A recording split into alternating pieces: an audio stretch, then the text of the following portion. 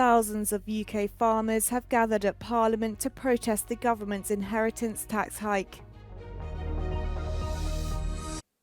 EU leaders arrived for the second and final day of the G20 Summit in Rio de Janeiro, during which the ongoing wars in Ukraine and the Middle East, as well as uncertainty over US politics, were high on the agenda. Brazil's President Luiz Inácio Lula da Silva opened Tuesday's session by calling for more action to slow global warming, saying developed nations should consider moving their 2050 emission goals forward to 2040 or 2045. Meanwhile, French President Emmanuel Macron met with Chinese President Xi Jinping for a bilateral meeting on the sidelines of the summit. He reaffirmed France's commitment to strengthening relations with China and insisted that the two countries shared the same views on promoting peace in Ukraine. Nous avons véritablement une communauté là aussi de vues pour faire respecter la Charte des Nations Unies et promouvoir un agenda de paix. Nous nous retrouvons au millième jour de la guerre d'agression lancée par la Russie contre l'Ukraine et je sais que vous partagez, comme nous, la volonté d'une paix durable, respectueuse de la Charte des Nations Unies, et que vous partagez comme nous la même inquiétude après les déclarations belliqueuses et escalatoires de la Russie en matière de doctrine nucléaire. It comes after the French president hosted the Chinese leader on his state visit to Paris earlier this year. 1,000 days into Ukraine war, the rage of Ukrainian people towards Russians is growing. Many believe that they are not doing enough to stop the war. Russian opposition activists Yulia Navalnaya, Ilya Yashin and Vladimir Karamurza therefore organized a march against the war in Berlin. The participants came with mixed feelings.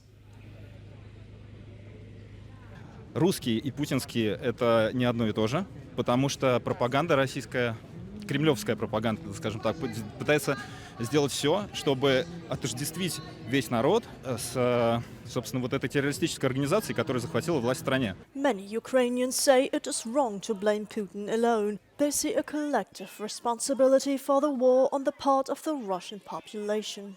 Их все равно больше. Если они доказывают о том, что типа это не коллективная вина, то где же тогда не коллективная? Сколько их миллион, сколько их людей, да? То есть как бы они не вышли, они в любом случае бы режим они бы свалили бы режим, но они ничего не сделали. Meanwhile, a group of Ukrainians has gathered in front of the Russian embassy. They criticized the lack of accountability within the Russian community. 2 years living in Germany, this is the first time I see Russians doing a march against Putin's war, although that is their war. Russian activist Vladimir Karamurza, who spent 2.5 years in a Russian prison for opposing the war in Ukraine, says he is proud of the resistance movement in Russia. I'm proud of the fact that so many of our fellow Russian citizens have publicly spoken out against Putin's war of aggression in Ukraine since February 2022, many at the cost of their personal freedom.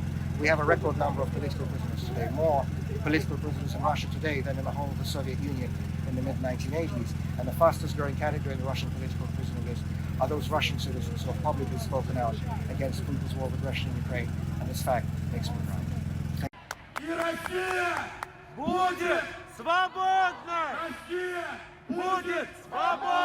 Der Antikriegsmarsch war der erste gemeinsame Schritt der russischen Gemeinschaft in Richtung eines aktiven Protests gegen den Krieg in der Ukraine. Doch viele Ukrainerinnen und Ukrainer sind sich einig, dass es dabei nicht bleiben darf. Es muss noch mehr passieren. Diana Resnick aus Berlin für Euronews. Is Europe on the right track to tackle climate change? Extreme weather events like the deadly floods in Spain will become much more intense and frequent as atmosphere and sea temperatures continue to rise. The General Director of the Spanish Office for Climate Change says the EU is working on mitigating climate change, which involves reducing greenhouse gas emissions.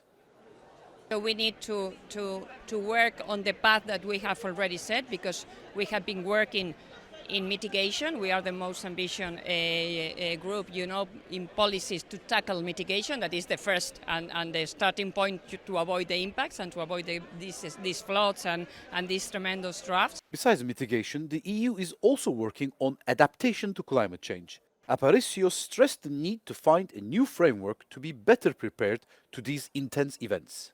The new Commission has a very good opportunity, and the President of the Commission announced a European plan for adaptation, in which all the countries need to bring to the table the different specificities of each region, because adaptation is very local and the impacts are also very, very local.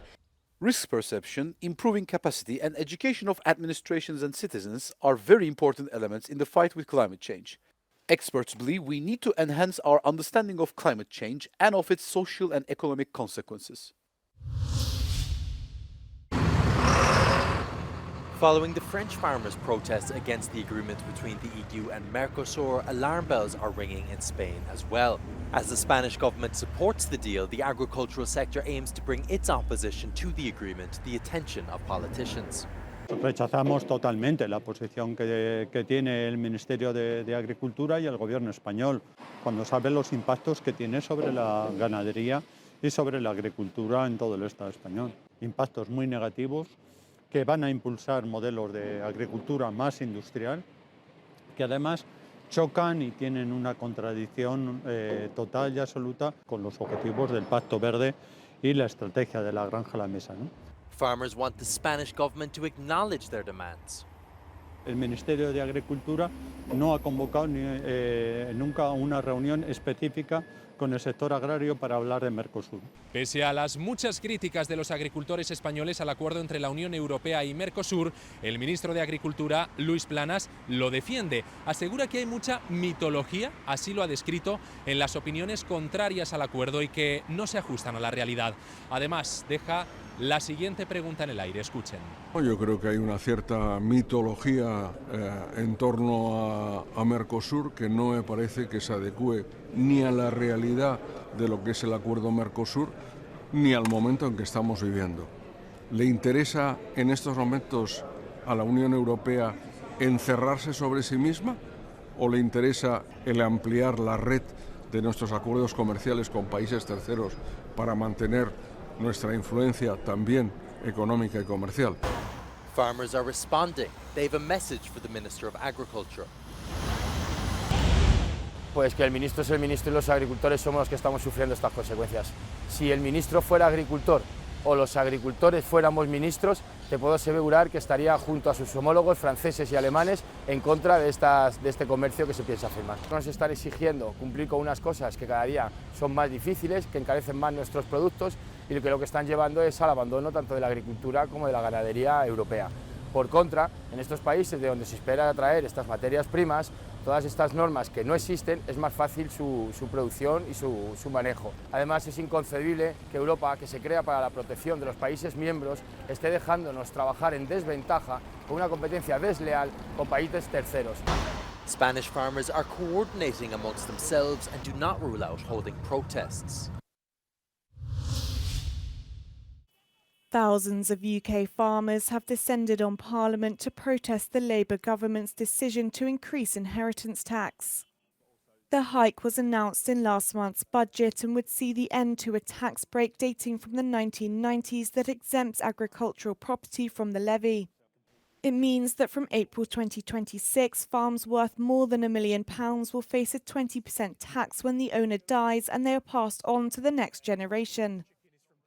Farmers say such an increase in tax will deal a hammer blow to family farms, which are already struggling from the impact of climate change, global instability and the upheaval caused by Brexit.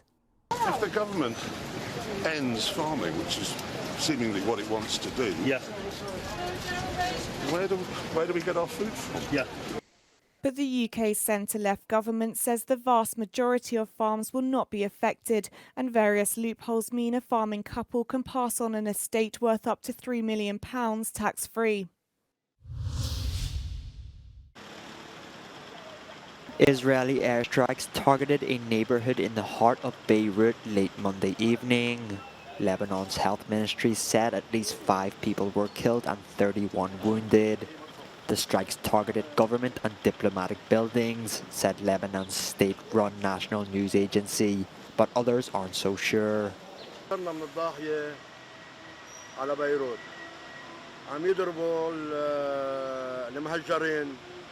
لحونا على بيروت عم يضربوا المهجرين ما عم بيخلوا حدا والله يحمي حزب الله.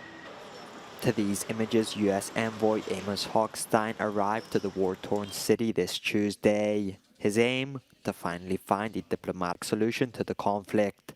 I came back because we have a real opportunity to bring this conflict to an end.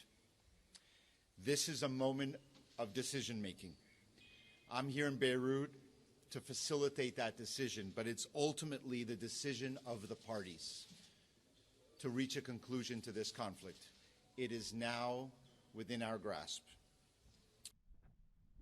Meanwhile, the Israeli military has released a video in which it claimed to show Israeli soldiers conducting operations in southern Lebanon. The army said its troops found a weapons depot, including ammunition, firearms, and explosives.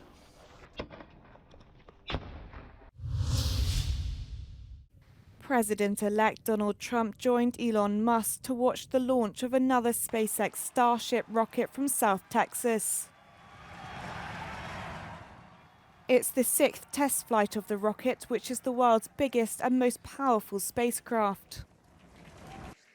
Unlike last month's successful test, however, the rocket's booster was directed to land in the Gulf of Mexico rather than on the launch site. SpaceX and NASA hope that Starship will one day be used to get astronauts back on the moon and eventually on Mars.